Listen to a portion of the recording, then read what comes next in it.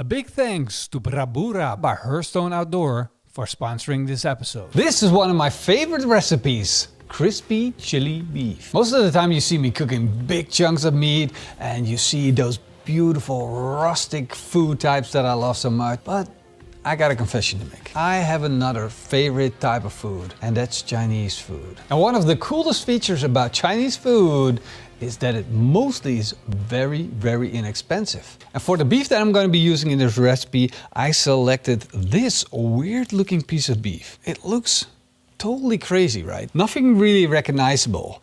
For the expert, they know what this is. This is the hanger steak, also known as the butcher steak. It is one of the least known cuts out of a cow, and there's a good reason for that. Butchers don't want you to know about this because it's tender and it's cheap, so that's why they take it home. I'm going to be using my meat carver to cut this beef into thin little strips. And when doing that, I'm looking for the grain of the meat, which you see right here, and I'm going to cut my strips against the grain. That's going to give us a more tender experience in the end result. This beef has a lot of flavor, and it got that flavor because it's work type of beef. And the easiest way to see which way the grain is running is to take your fingers and just roll up the beef, stretch it out, and you'll see the fibers appear. And making it tender by cutting it against the grain is going to give you that.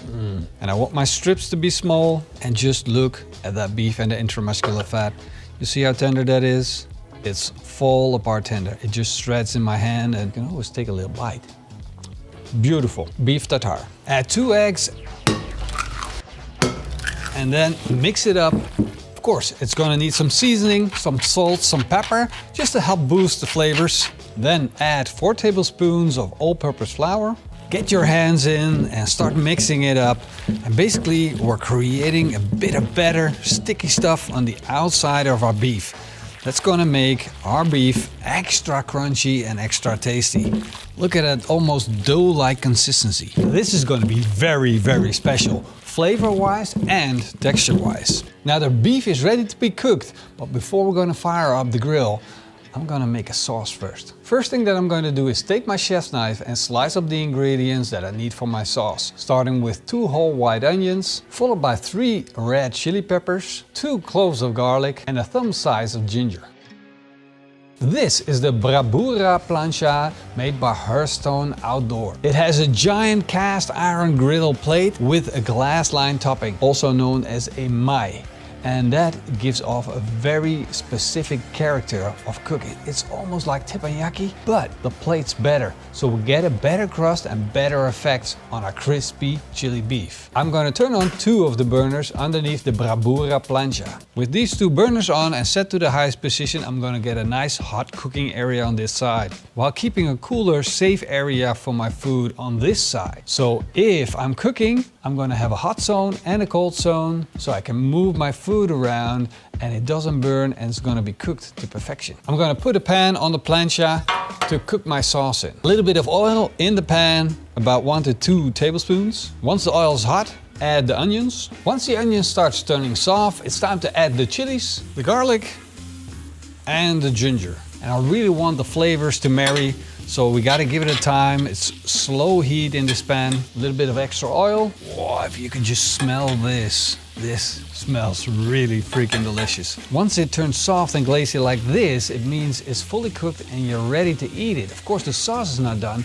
but this is an important step, so you understand that the onion is soft, and once you start eating it, you don't experience that crunch from the onion, because that's not what you want. You want a complete sauce that's rounded off and well balanced, which means fully cooked ingredients. Now add 2 tablespoons of soy sauce, 2 tablespoons of oyster sauce, 1 tablespoon of mirin, 1 tablespoon of dark brown sugar. Dark brown sugar has more flavor than crystal white sugar. It has a caramel flavor to it, which means this sauce is going to have an extra layer of flavor. And I'm going to finish the sauce off with a tablespoon of roasted sesame seed. Mix that up, let that sauce simmer for another minute, and then take it off the heat. Time for the magical moment, time to put the beef on.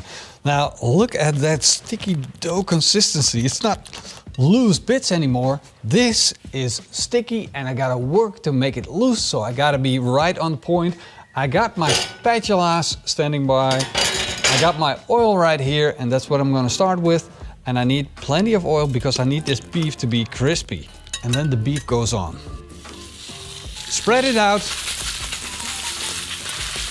Rotate it around. Get that oil in there.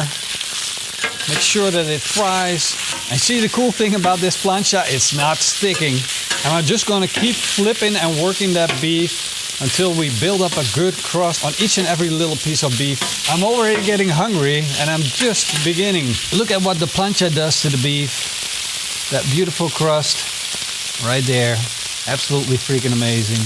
All right, the beef is done. Every little bit has a bit of crust, which means it has picked up the flavor. We got the fry on the outside. Now we're gonna add the sauce to this. And yes, I'm gonna do it on the plate. So I'm gonna take the whole pan and I'm gonna put it on the beef. The sauce goes on. We're gonna marry these components together.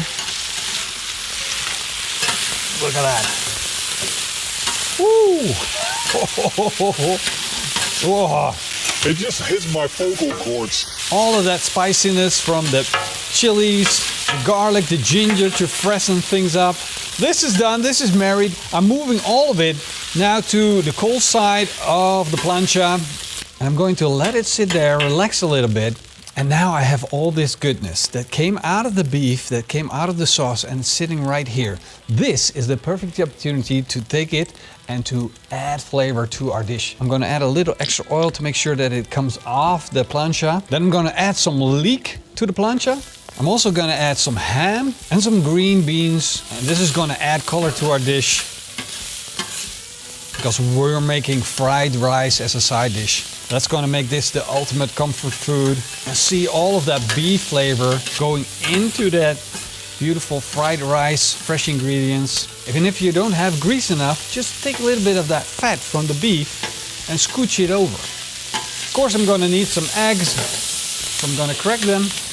And there we go.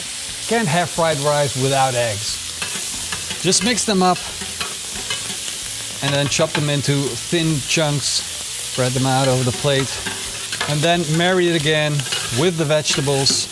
Get it all in together. Last ingredient missing is fried rice. This is some pre-cooked rice which has been cooled down again. You can make this a day ahead of time if you want to. And we're just whipping this up. Who's getting hungry now? Fried rice is done. Beef is done. Time to eat. Of course, we're gonna have that fried rice. Make sure that it sits nicely in the center. Then I'm gonna put that beautiful beef on. All right, maybe a little bit more. Fried rice, crispy chili beef. That's how you make it. The only way you can do it. Holy Mother Maria. See, I'm saying things again I shouldn't be.